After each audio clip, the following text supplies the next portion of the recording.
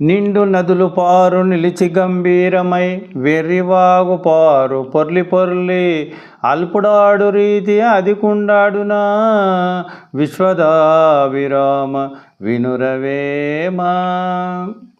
నిండు నదులేమో గంభీరంగా వెళ్తూ ఉంటాయి, వాగులేమో పొర్లి పొర్లి వెళ్తుంటాయి. అవి ఎప్పటికి పారాయి కానీ ఎప్పుడో ఒకసారి పోతే అలా కాలు పెడితే కూడా కింద పడేస్తాయి. నదులు మాత్రం అట్లా పడేయి, అందులో ఈదుకుంటూ పోవచ్చు, గంభీరంగా పోతాయి.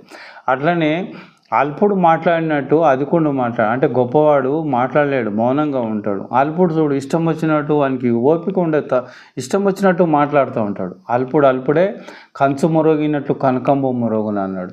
అంటే కంచు చాలా తక్కువ వాల్యూ, అది మోగుతుంటుంది, కానీ బంగారం ఎక్కువ వాల్యూ ఉంటుంది, కానీ అది మోగుతుందా? మోగది. ఎప్పుడైతే నిశ్శబ్దంగా ఉండాలి, ఎక్కువ నిశ్శబ్దంగా ఉన్నటువంటి వాళ్ళకి వాల్యూ ఎక్కువ ఉంది, ఎక్కువ ఒరే వాళ్ళకు వాల్యూ లేదు.